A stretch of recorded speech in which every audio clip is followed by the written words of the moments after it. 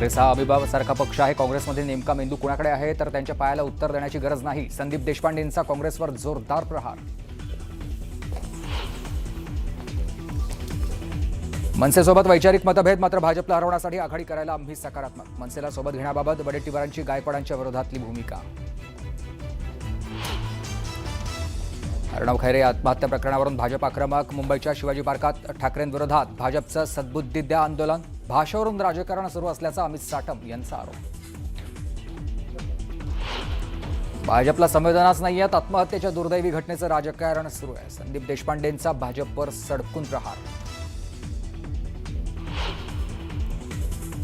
लवासा प्रकरणातील अंतिम सुनावणी 16 डिसेंबरला होणार. शरद पवार, अजित पवार, सुप्रिया सुळे आणि पदाधिकाऱ्यांवर सीबीआय मार्फत चौकशी करून गुन्हे दाखल करण्याची याचिका. पिंपरी चिंचवडच्या प्रारूप मतदार यादीत घोळ झाल्याचा राष्ट्रवादीचे माजी नगरसेवक पंकज भालेकर यांचा आरोप. पंकज भालेकर यांच्या 1261 मतदारांची अख्खी यादीच गायब झाल्याचा भालेकर यांचा दावा. धाराशिवमध्ये सोलापूर हैदराबाद महामार्गावर भीषण अपघात. 5 जणांचा मृत्यू, 7 ते 8 गंभीर जखमींवर उपचार सुरू. 4 चाकीचं टायर फुटल्यानं अपघात. माहीममधील रेल्वे रुळाजवळील झोपडपट्टी परिसरात आग. आगीवर नियंत्रण मिळवण्याचे शर्थीचे प्रयत्न सुरू.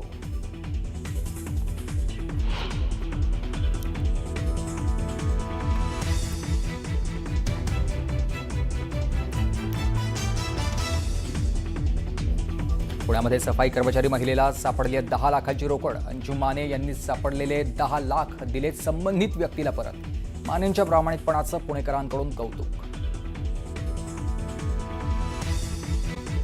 महत्त्वाची बातमी आपण राजकीय बघूयात. शरद पवार यांच्यासोबतच्या बैठकीतली इनसाइड स्टोरी काय आहे त्या संदर्भातली ही बातमी आहे. मुंबई महानगरपालिका निवडणुकीसंदर्भात युतीसाठी उद्धव बाळासाहेब ठाकरेंच्या शिवसेनेशी चर्चा करण्याचा बैठकीत एकमतानं निर्णय घेण्यात आलेला आहे.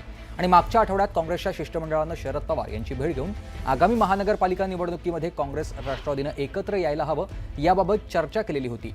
आणि शरद पवारांकडून पुढील आठवड्यामध्ये पक्षांतर्गत बैठक घेऊन निर्णय घेण्याबाबत काँग्रेसला आश्वासन दिलेलं होतं. काँग्रेसकडून महाविकास आघाडी व्हायची असेल तर मनसे नको अशा प्रकारची भूमिका घेतलेली होती. आणि या सगळ्या संदर्भात शरद पवार यांनी आता ठोस निर्णय घेण्याचा प्रकार आपण बघतोय. सध्या या सगळ्या संदर्भात अधिक माहिती देतात माझे सहकारी संकेत वरक आपल्याला. संकेत. बरोबर आहे सुमित. खरं तर आता वायदी चव्हाणला शरद पवार यांच्या पक्षाची बैठक सुरू आहे. शरद पवार स्वतः उपस्थित आहेत. जितेंद्र आव्हाड आहेत, राशी जाधव आहेत आणि काही पदाधिकारी सुद्धा आहेत.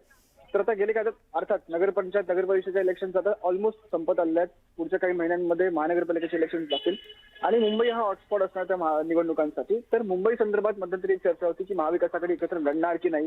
राज ठाकरे आणि उद्धव ठाकरे जर एकत्र आले तर राष्ट्रवादी त्यांच्यासोबत राहणार आहे का, काँग्रेस त्यांच्यासोबत राहणार आहे का. तर मध्यंतरी त्याची अपडेट आली की शरद पवार मनसेला घेऊन जाण्यासाठी तयार होते. शरद पवार गट मनसे आणि शिवसेना एका साईडला जातील का. तर त्याच्यावरती आजच्या बैठकीमध्ये एक मात्र ठाम झालेलं. शरद पवार असं म्हणाल की उद्धव ठाकरे यांची जी शिवसेना आहे त्यांच्याशी एक चर्चा करूया आणि त्यांच्यासोबत एकमताने जाण्याचा निर्णय या बैठकीत झालेला आहे. आता दुसरी गोष्ट राहिली गोष्ट मनसेची. तर मनसे संदर्भात पण चर्चा झालेली आहे. तर मनसे आणि शिवसेना म्हणजे ठाकरे गट या दोघांशी आता पुढची चर्चा करण्यासाठी शरद पवारांनी या बैठकीत निर्णय घेतला. पण अजूनही काँग्रेसची जी भूमिका आहे ती अजून अनक्लिअर आहे. त्याच्यावरती अजून काँग्रेसने अजून तरी काही ठाम सांगितलं नाहीये. पण या बैठकीत मात्र शरद पवारांनी एक गोष्ट क्लिअर केली आहे की उद्धव ठाकरेंच्या शिवसेनेसोबत तर राष्ट्रवादी 100% जाणार आहे. धन्यवाद तुम्ही दिलेल्या या माहितीसाठी.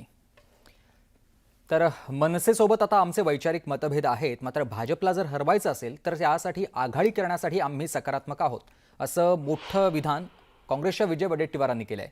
शरद पवार साहेब आम्हाला सोबत घ्यायला तयार आहेत, मात्र आघाडीला घेऊन आपण सकारात्मक आहोत असं देखील त्यांचं म्हणणं आहे. राज्यात काही ठिकाणी मनसे काँग्रेस सोबत निवडणूक लढते आणि मनसेला सोबत घेण्याबाबत सध्या चर्चा सुरू आहेत असंही वडेट्टीवारांनी म्हटलंय. दरम्यान कालच काँग्रेसच्या खासदार वर्षा गायकवाड यांनी मनसेसोबत जाणार नाही असं जाहीर केलेलं होतं आणि आज वडेट्टीवार हे मनसेला सोबत घेण्यास तयार असल्याचं म्हणतात. त्यामुळे काँग्रेसमध्ये नेमकं काय चाललंय याची राजकीय वर्तुळात जोरदार चर्चा सुरू आहे. आमची वैचारिक आयडियॉलॉजी किंवा आमच्या विचारधारा पक्षाशी जुळत नाही, त्यामुळे त्या ठिकाणी तो विषय आलेला असावा. पण पवार साहेबांसमोर खरं तर मनसे नको अशा पद्धतीची एक काँग्रेसची भूमिका आहे. इकडं मतचोरीचा ज्यावेळेस मुद्दा आला त्यावेळेस तुम्ही सर्वजण एकत्र होतात. आता मात्र ऐन निवडणुकीमध्ये मनसे नको अशा पद्धतीची एक भूमिका मांडली जाते. यावर काय राष्ट्रवादी पक्षाची भूमिका कार्यकर्त्यांनी जी मांडली आहे की महाविकास आघाडी जी होती त्यांना घेऊन आणि साधारण आपली ताकद वाढवून आपण भाजपला कसं पराभूत करू शकतो याची रणनीती आखावी अशी साहेबांना त्यांनी सगळ्यांनी विनंती केली. पण मनसेबाबत काही चर्चा झाली का? मनसेला सोबत घ्यावं मनसेचा किंवा- प्रस्तावच नाही अजून, त्याबाबत अजून चर्चाही नाही. त्याच्यामुळे त्याच्यावरती बोलण्यात काय आता सध्या तरी अर्थ नाही. खरं तर दोन भाऊ एकीकडे येत असताना राष्ट्रवादी काँग्रेस शरदचंद्र पवार पक्षाची काय भूमिका राहणार आहे? तुम्ही दोन असं आहे की- भावांसोबत जाल की काँग्रेससोबत राहणार? महाविकास आघाडी आणि त्यांच्या घटक पक्षांनी एकत्र राहावं अशी भावना कार्यकर्त्यांनी व्यक्त केली. पवारांनी सातत्यानं असं स्पष्टपणे म्हटलं होतं की भाजपकडून आपल्याला इतर मित्र साथ मग तेच आम्ही सांगितलं की साधारण सगळ्यांची भावना तीच आहे. मुंबईची एक परिस्थिती वेगळी आहे, महाराष्ट्रात वेगळी आहे. महाराष्ट्रात कशा युत्या आणि आघाड्या झाल्या आहेत ते तुम्ही बघताय. त्यामुळे स्थानिक पातळीवरच्या लोकांनीच जास्त विचार करून आपापला निर्णय घ्यावा. या निर्णयावर वरिष्ठ पातळीवरचे नेते आलेले आहेत. पुढचे निर्णय हे स्थानिक पातळीवरचे नेते घेतील. काँग्रेस नेत्याची तुम्ही समजूत काढणार का की आपण एकजूट राहिलं पाहिजे जर भाजप विरोधात लढायचं असं असेल? साहेबांची भूमिका दिल्लीपासून गल्लीपर्यंत स्पष्ट आहे की भाजपला पराभूत करण्यासाठी जे करता येईल ते करावं. तुम्ही समजूत काढणार मनसेला सोबत मी घेणार का? बोललो तेवढंच बोलू. मी समजूत काढणार की नाही ते त्यांना माहिती. पुढील आठवड्यात काही बैठक होणार आहे का एकत्रित? कारण आज आपली एक बैठक झाल्यानंतर पुन्हा एकदा काँग्रेससोबत बसलं जाईल असं सांगण्यात आलं.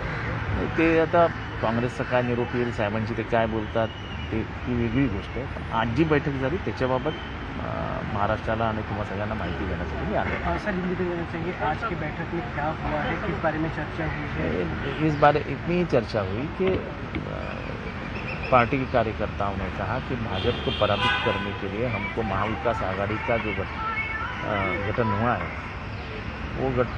वो जो पार्टियां इकट्ठा हुई थी और रही है वो ऐसी ही रहनी चाहिए. ऐसी कार्यकर्ताओं की भावना है. सर मतलब जिस तरीके की यूनिटी हमने सत्याचा मोर्चा में देखी थी जहाँ पे एमएनएस से लेके एनसीपी अम्बेडकराइट पार्टी एक साथ आई देखो थी. तभी मैंने कहा था कि वो एक अलग विषय है, ये एक अलग विषय है. अलग अलग विषयों पे अलग अलग बातें.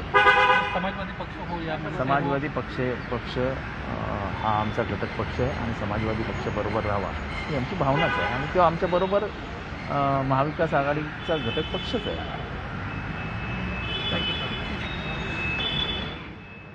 बैठकीसंदर्भातली ही माहिती दिलेली आहे जितेंद्र आव्हाड यांनी. शरद पवार यांच्या बैठकीमध्ये नेमकं काय चर्चा झाली आहे या सगळ्या संदर्भातली माहिती ते देत होते.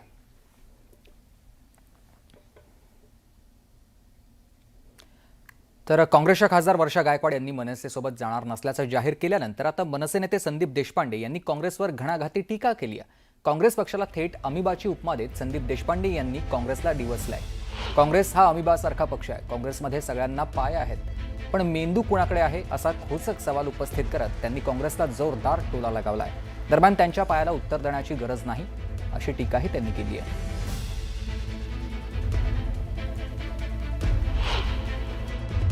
काँग्रेस पक्ष हा हमीभावासारखा आहे. इथे पण पाय आहे, इथे पण पाय आहे, इथे पण पाय आहे, इथे पण पाय आहे, इथे पण पाय आहे. एक पाय इथे चालतो, एक पाय तिथे चालतो, एक पाय तिथे चालतो, एक पाय तिथे चालतो. मुळात ब्रेन त्यांच्याकडे कोणाकडे आहे म्हणजे मेंदू म्हणजे निर्णय क्षमता या पक्षात कोणाकडे आहे? पायांकडे आहे की मेंदूकडे आहे? वडेट्टीवारांचा पाय म्हणतो असं करूया, वरच्या गायकवाडांचा पाय म्हणतो असं करूया, भाई जगतापांचा पाय अजून तिसरीकडे चालतो, अस्लम शेखचा पाय चौथीकडे चालतो. मेंदू कोणाकडे आहे? पाय सगळ्यांचेच चालत आहेत, मेंदू कोणाचा चालणार आहे? आमचा पक्ष महाविकास आघाडीचा भाग नाही हे काल मी स्पष्ट केलं, आज पुन्हा सांगतो.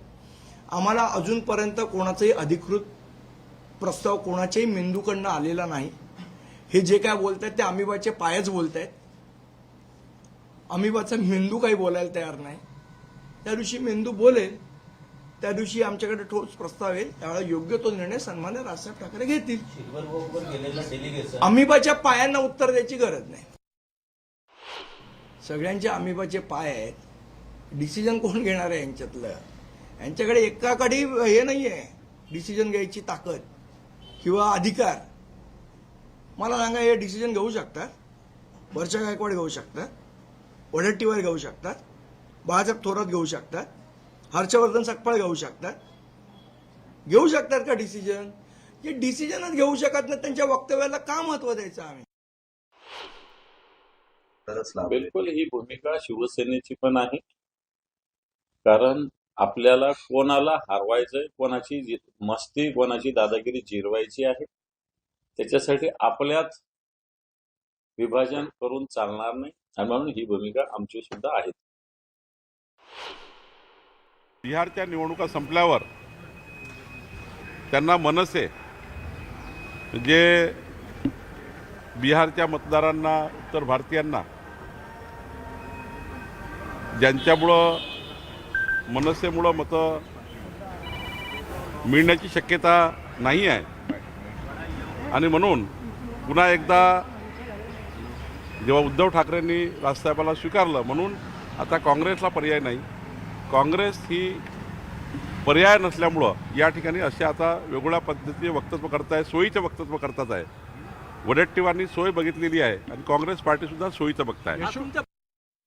तर विजय वडेट्टीवार यांनी मनसेबाबत जी भूमिका मांडली आहे ती प्रदेश काँग्रेसबाबत मांडली असेल असं वर्षा गायकवाडांनी स्पष्ट केलं आहे. आणि आम्ही मुंबई काँग्रेसचा निर्णय घेतलाय, मारझोड हाणामारी करणाऱ्या पक्षांसोबत जायचं नाही असा आमचा निर्णय झालाय असं वर्षा गायकवाड यांनी स्पष्ट केलेलं आहे. पाहूयात.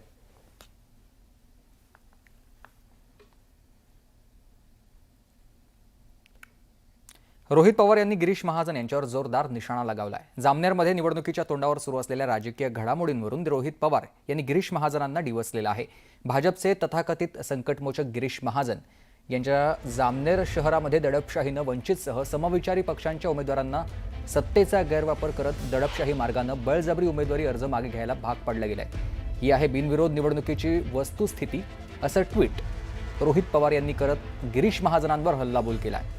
दडपशाही आणि गुंडगिरी करून लोकशाहीची हत्या करू पाहणाऱ्या, लोकशाहीला घातक असणाऱ्या गिरीश महाजन यांच्यासारख्या बेफाम मंत्र्यांचा मुख्यमंत्र्यांनी तात्काळ राजीनामा घेऊन त्यांचे असले चाळे खपवून घेतले जाणार नाहीत असा स्पष्ट संदेश द्यावा अशी मागणी त्यांनी यावेळी केली आहे. रोहित पवार यांचं हे ट्विट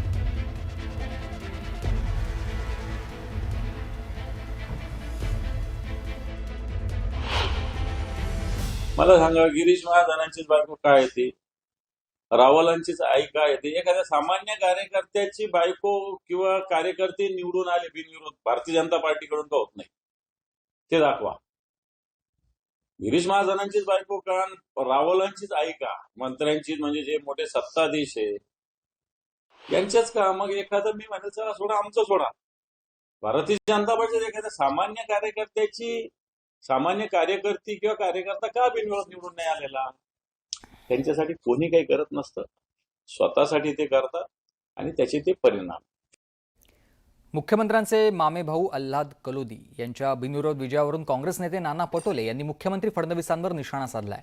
मुख्यमंत्र्यांच्या मामाचा मुलगा चिखलदऱ्यात बिनविरोध कसा आला, कशा प्रकारे सेटलमेंट करण्यात आली असा सवाल नाना पटोलेंनी विचारलाय. धमकावून, प्रलोभनातून अनेकांचे अर्ज मागे घेण्यात आलेत. लोकशाही न मानणाऱ्या व्यवस्था सत्तेत बसलेल्या आहेत असा आरोप नाना पटोलेंनी केलाय.